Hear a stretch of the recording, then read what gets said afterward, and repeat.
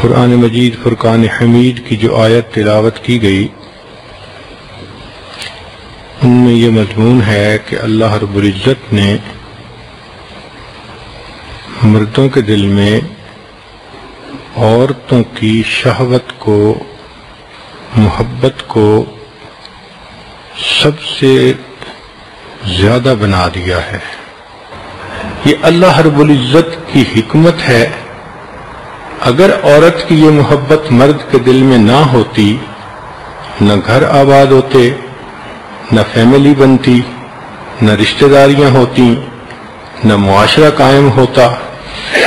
اللہ رب العزت نے دین کو امپلیمنٹ کرنے کے لیے اپنی قدرت کاملہ سے مردوں کے دلوں میں عورتوں کی یہ چاہت اور محبت خود پیدا فرما دی۔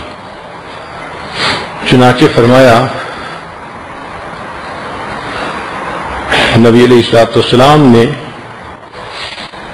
عورتوں اور بچوں کو دیکھ کر، بخاری شریف کی روایت ہے، اللہم انتم من احب الناس الیہ، کہ اے اللہ کہ تم لوگ مجھے انسانوں میں سب سے زیادہ محبوب ہو۔ گویا گھر کی عورتیں اور بچے بندے کو ساری دنیا کے انسانوں سے زیادہ پیارے ہوتے ہیں۔ ایک حدیث پاک میں نبی علیہ السلام نے فرمایا، حبب الی من دنیاکم ثلاث، دنیا سے مجھے تین چیزیں بہت محبوب ہیں، النساء، بیویاں، والطیب، خوشبو، وقرۃ عینی فی الصلاۃ، میری آنکھوں کی ٹھنڈک نماز میں ہے۔ اللہ کے حبیب صلی اللہ علیہ وسلم نے کوزے کے اندر سمندر کو بند کر دیا۔ ذرا غور کیجئے کہ انسان غسل کر کے نہا دھو کے پھر خوشبو لگاتا ہے تو جسم معطر ہو جاتا ہے۔ پھر جب میاں بیوی آپس میں ملتے ہیں تو اس سے انسان کی سوچ پاک ہو جاتی ہے، غلط قسم کے خیالات ختم ہو جاتے ہیں، اور جب انسان نماز پڑھتا ہے تو انسان کا دل پاک ہو جاتا ہے۔ سبحان اللہ، ان تین چیزوں سے ایک پاکیزہ انسان بن جاتا ہے۔ انہی کے بارے میں فرمایا کہ واللہ یحب المتطہرین، اللہ تعالیٰ پاک رہنے والے لوگوں سے محبت فرماتے ہیں، جن کے جسم بھی پاک، دماغ بھی پاک اور دل سے بھی پاک ہوتے ہیں۔ چنانچہ امام احمد نے اپنی کتاب الزہد میں ایک حدیث پاک کے الفاظ نقل کیے ہیں، اس کو الداء والدواء میں نقل کیا ہے کہ فرمایا، اصبر عن الطعام والشراب، میں کھانے اور پینے سے صبر کر لیتا ہوں، ولا اصبر عنہن، لیکن بیوی سے میرا صبر نہیں ہوتا۔ اب ذہن میں ایک بات آتی ہے کہ ایک دیندار انسان کے دل میں اتنی محبت بیوی کی کیسے ہو سکتی ہے کہ وہ کھانا بھی صبر کر لے، پینے میں بھی صبر کر لے، لیکن بیوی کے معاملے میں اس سے صبر ہی نہ ہو۔ تو امام ربانی مجدد ثانی رحمۃ اللہ علیہ کا ایک مکتوب سن لیجئے۔ وہ فرماتے ہیں کہ یہ کائنات اللہ رب العزت کے اسم الظاہر کا مظہر ہے۔ جتنی چیزوں کا ظہور ہے یہ اس اسم کی جلوہ گریاں ہیں۔ چنانچہ اللہ رب العزت نے اپنے جمال کو دکھانے کے لیے ایسی چیزوں کو پیدا کیا جو بندے کو بہت اچھی لگتی ہیں۔ کھانے پینے کی چیزیں، پھل ہیں، میوے ہیں، پھول ہیں۔ انسان کی رغبت ہوتی ہے کہ میں ان چیزوں کو انجوائے کروں۔ تو فرماتے ہیں کہ جس طرح باقی چیزوں میں اللہ نے ایک رغبت رکھ دی، سب سے کامل رغبت اللہ نے مرد کے لیے عورت میں رکھی۔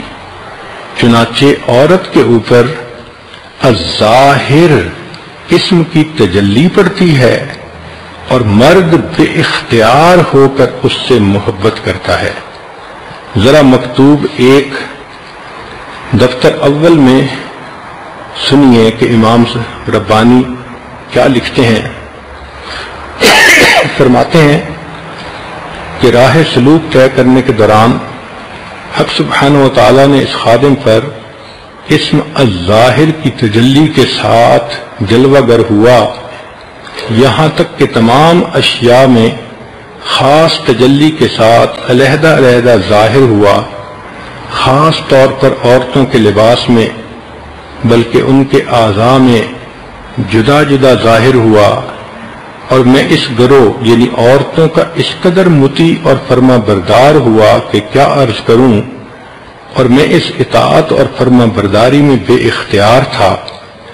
اسم الظاہر کی تجلی کا جو ظہور اس طبقہ مستورات کے لباس میں ہوا، ایسا اور جگہ کہیں نہیں ہوا. جس قدر پاکیزہ اور عمدہ خصوصیات اور عجیب و غریب خوبیاں اس لباس میں ظاہر ہوئیں، اتنی کسی اور مظہر میں ظاہر نہیں ہوئیں. میں ان کے سامنے پگھل کر پانی پانی ہوا جاتا تھا.